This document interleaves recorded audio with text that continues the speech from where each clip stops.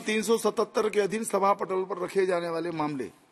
जिन माननीय सदस्यों को आज नियम 377 के अधीन मामलों को उठाने की अनुमति प्रदान की गई है, वो अपने विषयों के अनुमोदित पाठ को 20 मिनट के अंदर व्यक्तिगत रूप से सभा पटल पर रख दें।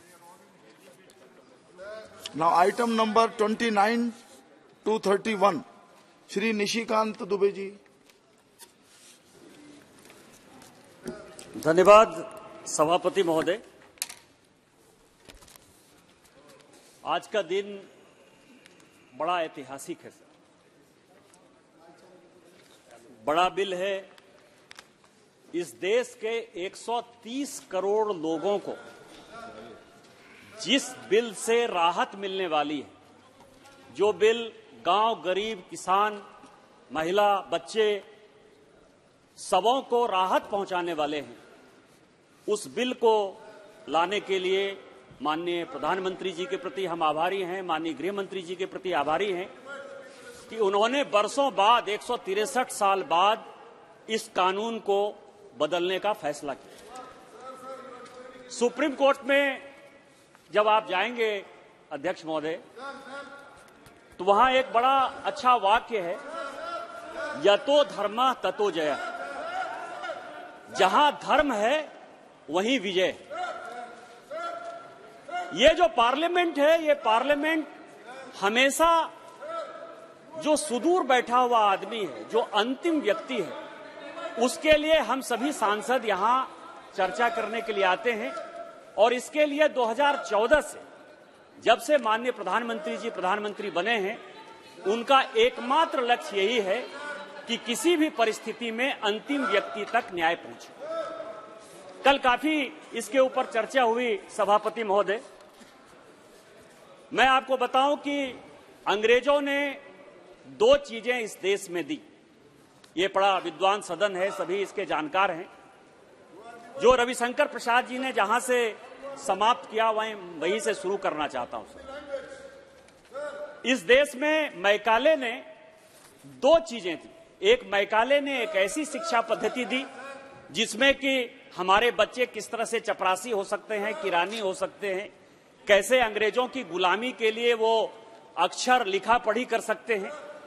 तो एक वो शिक्षा पद्धति दी, और एक ये 1860 का जो है इंडियन पेनल कोड, जिसको कि भारतीय न्याय संहिता हमने अभी नाम दिया इसे। और इसके ऊपर खूब चर्चा हुई। लेकिन माननीय प्रधानमंत्री जी ने जो 2 बड़े काम किए इस लोकसभा में 2019 से लेकर 2024 तक में, जो एक बड़ा काम हुआ कि उन्होंने दोनों चीजों को, गुलामी की जो 2 निशानी थी, जो मैकाले की शिक्षा पद्धति थी, वो नई शिक्षा पद्धति दी, और ये 1860 का जो इंडियन पेनल कोड था, उसको खत्म करने का फैसला किया। लेकिन मुझे दुख होता है सर कि जब यहां चर्चा होती है तो चर्चा ये होती है कि ये इंडियन पेनल कोड था, ये सीआरपीसी था, आप इसको बदल लें। मुझे ये नहीं लगता कि भारत की सभ्यता संस्कृति जो समझते हैं सर, वो अपने ऊपर उनको घमंड क्यों नहीं होता है, अपने ऊपर उनको विश्वास क्यों नहीं होता है। यहां जो सीआरपीसी आईपीसी की बात चल रही है, 2 चीजें इस देश में चली सर, जिसके आधार पर कि दंड मिलता था, न्याय मिलता था। वो याज्ञवल्क स्मृति था, जिनको कि वेद में, अपने हिंदुत्व होने में, भारतीय होने में जिनको घमंड हो, कि याज्ञवल्क स्मृति ऐसी थी जिसमें कि दंड निर्धारित था। और दूसरा जो है चाणक्य की अर्थनीति था, जिसमें कि दंड निर्धारित था। जो हमारे माननीय प्रधानमंत्री जी आज कह रहे हैं, वो चाणक्य से एक बड़ी प्रेरणा लेकर कह रहे हैं सर। चाणक्य क्या करता था, आपको कहानी याद है, आप तो वहां विभाग प्रचारक रहे सभापति महोदय, कि चाणक्य जो है, चाणक्य यदि किसी से व्यक्तिगत मीटिंग करते थे तो उसके लिए उनका दिया और बाती अलग होता था, और यदि सरकारी मीटिंग करते थे तो उसके लिए उनका दिया और बाती अलग था। इस तरह की भावना, यही माननीय प्रधानमंत्री जी कहते हैं कि ना खाएंगे ना खाने देंगे। उसी तरह से याज्ञवल्क स्मृति के आधार पर जो मिताक्षरी लॉ यहां लागू था, वो किस तरह का था? वो ये कहता था कि 80 साल के जो बूढ़े लोग हैं, उनके ऊपर किस तरह का न्याय होगा। जो 16 साल से कम उम्र के बच्चे हैं, उनके ऊपर क्या न्याय लागू होगा। जो महिलाएं हैं, उनके ऊपर क्या न्याय लागू होगा, जो बीमार लोग हैं उनके ऊपर क्या लागू होगा। लेकिन हमने क्या किया, एक जो गुलामी की मानसिकता है, इस गुलामी की मानसिकता ने हमारी सोच को कंप्लीट बदल दिया। कंप्लीट इसीलिए बदल दिया सर कि हम अंग्रेजों की तो बात करते हैं कि 1757 के बाद, पलासी के युद्ध के बाद अंग्रेज बहुत आए, अंग्रेजों का ये कानून है, अंग्रेजों वापस जाओ। लेकिन जो मुगल आए 1526 में, उसके बारे में कभी याद करते हैं सर? जो 6ठी शताब्दी के बाद गुलाम वंश का हमारे ऊपर शासन हुआ, 6ठी शताब्दी के पहले तो यहां कोई मुस्लिम था ही नहीं। तो क्या 6ठी शताब्दी के पहले इस देश में कोई नियम कानून लागू नहीं था? क्या इस शिक्षा पद्धति ने हमको अकबर बाबर पढ़ने के लिए मजबूर कर दिया तो हम अकबर बाबर, मैकाले और लॉर्ड हेडिंग्स ही पढ़ते रहे? क्या हमने कभी पढ़ने का कोशिश किया है कि किस तरह से याज्ञवल्क्य ने क्या किया, पुष्यमित्र शुंग ने क्या किया, चाणक्य की क्या थ्योरी थी, अशोका द ग्रेट हुआ तो उसने क्या किया?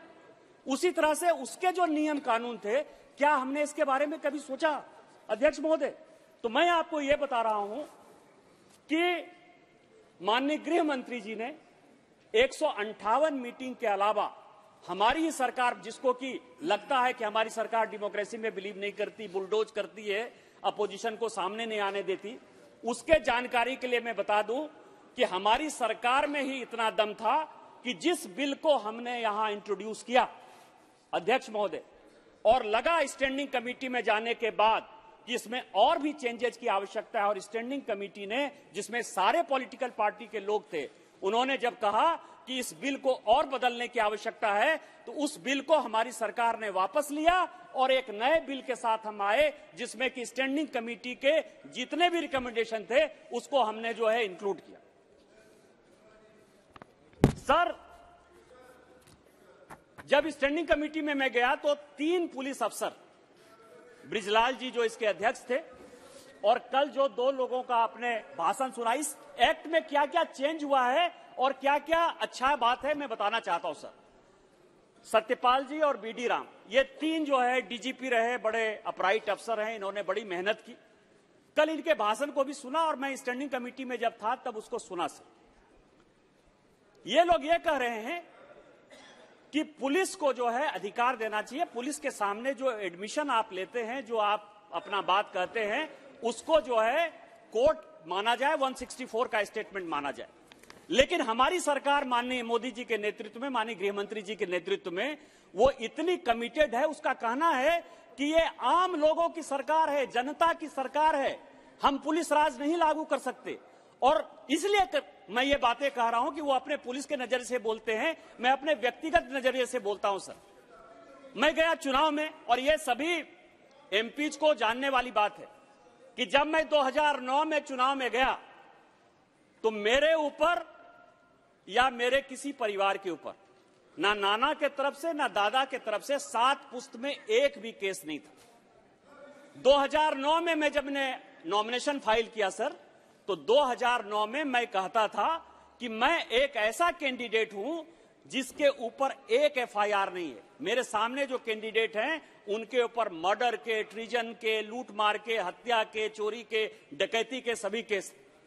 लेकिन जिस दिन मेरा चुनाव खत्म हुआ, और बीडी राम साहब यहां बैठे हुए हैं, तत्कालीन डीजीपी थे जब मैं चुनाव लड़ने के लिए गया था, बड़े अपराइट अफसर हैं, इनके ऊपर एक फिल्म गंगा जल बन चुकी है सर, मेरे जिले के ये एसपी रहे 1980 में। जब चुनाव जिस दिन खत्म हुआ अध्यक्ष महोदय, उस दिन मेरे ऊपर और मेरे पत्नी के ऊपर 307 का केस था। पहला केस जो मेरे ऊपर आया वो अटेम्प्ट टू मर्डर का हुआ। उल्टा मेरी ही गाड़ी जलाई गई, मेरी गाड़ी को आग लगा दिया गया, एसपी वहां खड़ा था। इसके बाद भी 307 का मैं एक्यूज हूं। 2009 में सर, आप कहते हैं कि एमपी एमएलए के लिए सुप्रीम कोर्ट कहती है कि अलग केस है। 2009 में मेरे एक कार्यकर्ता को कहा कि यह बम बना रहा है, उसके ऊपर एफआईआर हो गया। उसके रोड जाम का केस है सर। 2009 से लेके आज 2023, 14 साल से मैं लड़ रहा हूं इस पुलिस से।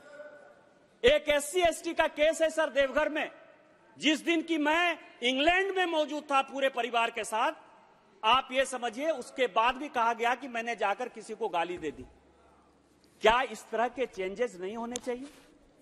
क्या 0 FIR नहीं होना चाहिए? क्या EFIR नहीं होना चाहिए?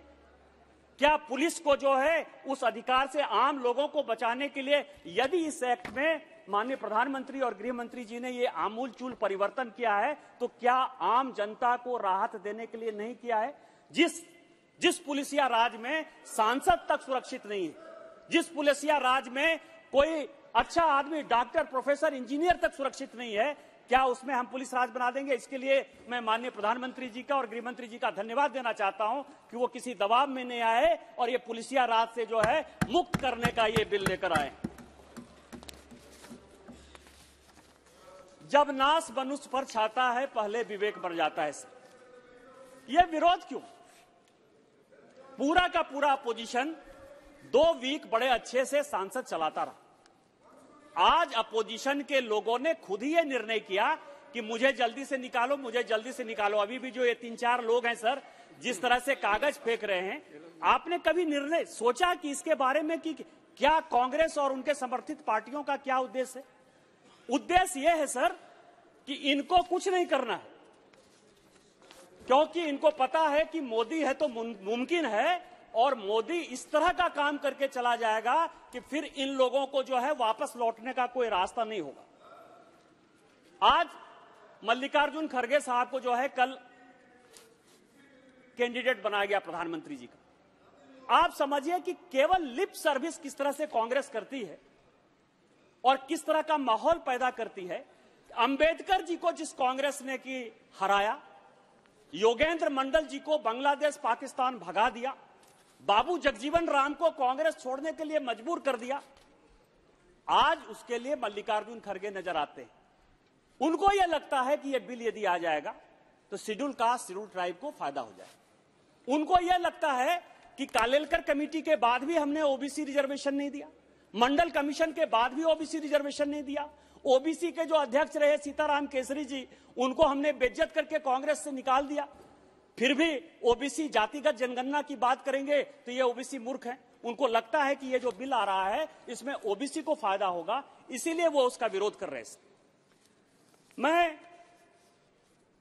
पार्लियामेंट की बात करता हूं। आप ये समझें कि इनको सीआरपीसी, आईपीसी, भारतीय न्याय संहिता, भारतीय नागरिक सुरक्षा संस्था, भारतीय एविडेंस एक्ट में जो समस्या नजर आ रही है कि 130 करोड़ लोगों को राहत आएगी, उसमें उन्होंने पार्लियामेंट का विषय, और मैं ये सारे लोगों के, चूंकि अध्यक्ष जी ने पत्र लिखा है इसलिए जानकारी देना चाहता हूं कि पार्लियामेंट की जो उस दिन की घटना है वो 27वीं घटना है। माननीय अध्यक्ष जी ने 17 घटनाओं का जिक्र किया है, 10 घटनाओं का जिक्र मैं कर देता हूं। 1960 का सवाल हो, 1962 का सवाल हो, 1964 का सवाल हो, 1966 का सवाल हो, 1971 का सवाल हो, वहां से लेके लगातार कांग्रेस के लोग थे और कांग्रेस के लोग यहां कभी भी पार्लियामेंट में किसी अपोजिशन पार्टी ने, चाहे वो जनसंघ हो, चाहे वो भारतीय जनता पार्टी हो, चाहे उस वक्त की जनता दल हो, कभी किसी ने पार्लियामेंट रोकने का प्रयास नहीं किया, क्योंकि संसद जो है, संसद का जो लॉ एंड ऑर्डर है, इसको मैनेज करने का जो अधिकार है वो केवल और केवल लोकसभा अध्यक्ष, लोकसभा सेक्रेटेरिएट को, और लोकसभा अध्यक्ष और लोकसभा सेक्रेटेरिएट पर इस सदन में कभी चर्चा नहीं हुई।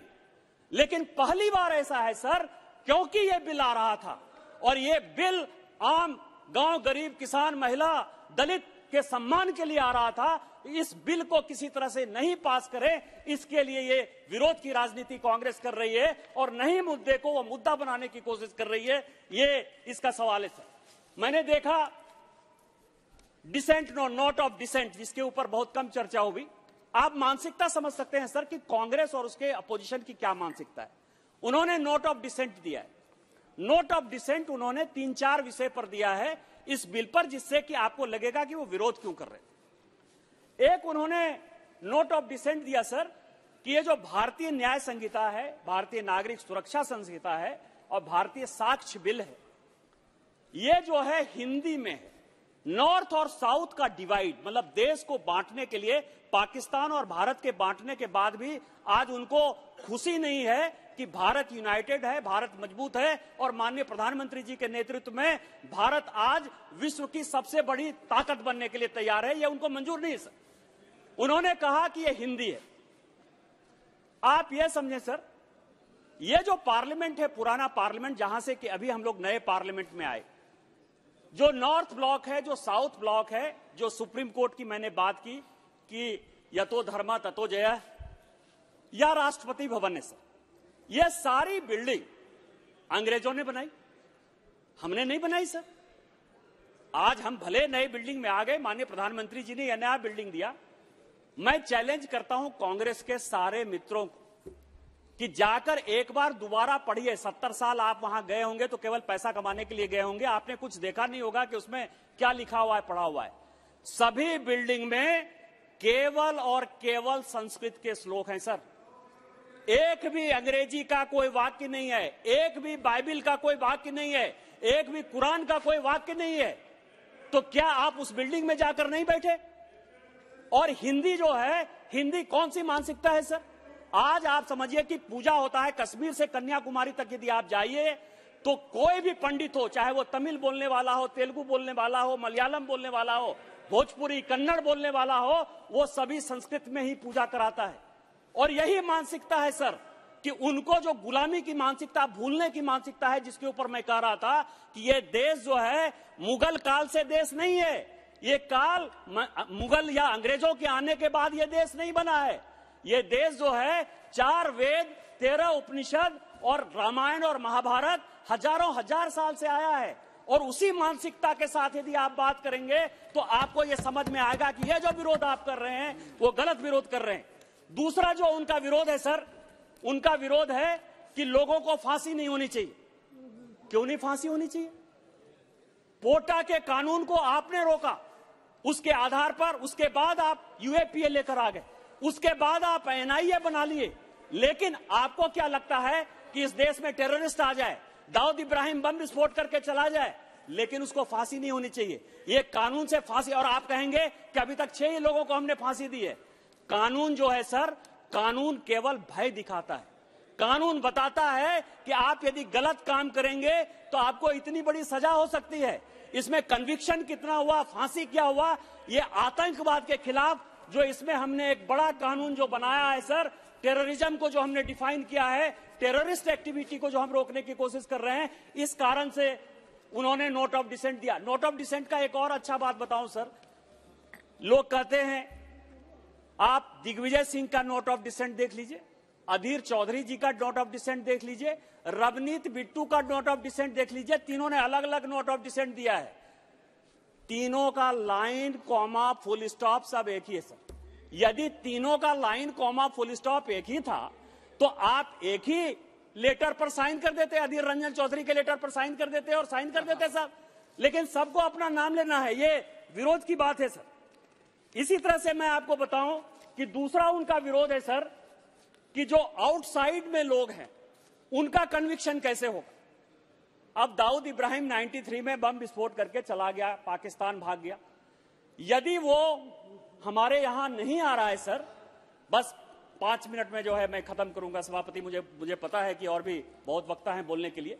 लेकिन दाऊद इब्राहिम यदि नहीं आ रहा है, उसकी संपत्ति यहां पड़ी हुई है, यदि उसने देश के खिलाफ विरोध किया, इतना बड़ा राष्ट्रद्रोह किया, तो क्या आप उसकी संपत्ति जब्त नहीं करेंगे? क्या उसके ऊपर जो है आपको फांसी की सजा नहीं करनी है?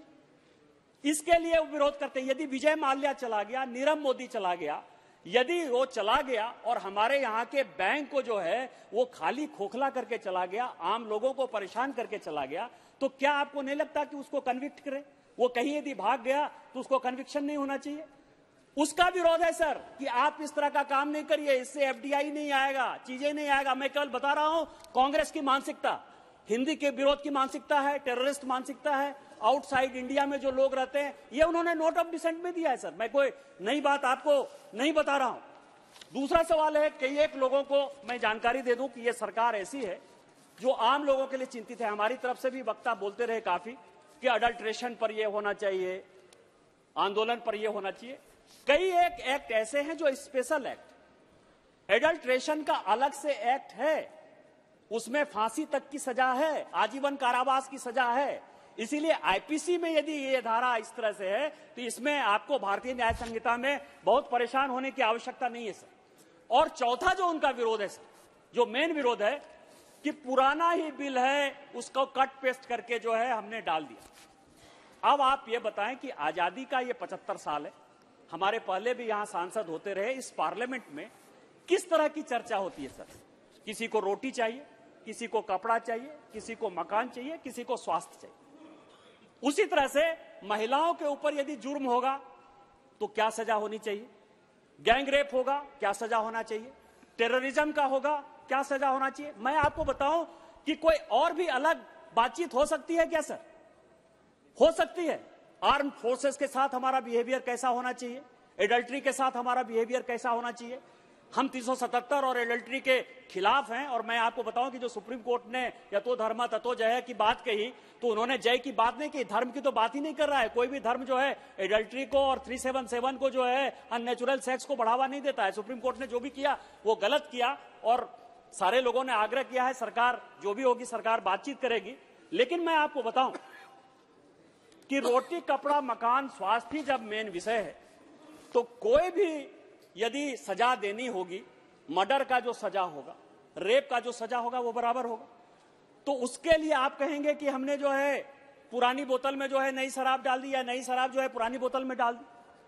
हम माननीय प्रधानमंत्री जी के और गृह मंत्री जी के शुक्रगुजार हैं कि उन्होंने जो मुगलों की निशानी थी, जो अंग्रेजों की निशानी थी, उसको मिटाकर भारतीय परंपरा को स्थापित करने के लिए ये बिल लाने का फैसला किया है, भारतीय मानसिकता के साथ कि हमारे यहाँ पिता का पुत्र के साथ, पत्नी के साथ, ज्वाइंट फैमिली में किस तरह का संबंध होता है, वो लेकर आए हैं। अंत में मैं दिनकर की एक कविता के साथ माननीय प्रधानमंत्री जी और गृह मंत्री जी का जो है धन्यवाद देना चाहता हूं कि कह दे शंकर से आज कहे, क्योंकि मैं बाबा बैद्यनाथ के क्षेत्र से आता हूं सर, 12 ज्योतिर्लिंग के क्षेत्र से, कि कह दे शंकर से आज कहे, वो प्रथम दिव्य फिर एक बार कहे, सारे भारत में गूंज उठे हर हर बम बम का जयकारा, हर हर बम बम का जयकारा, और जो भारतीय सभ्यता और संस्कृति है वो फिर से कायम हो, 130 करोड़ लोगों को न्याय मिले। आपने मुझे वक्त दिया, इन्हीं शब्दों के साथ जय हिंद जय भारत। श्री असदुद्दीन ओवैसी जी।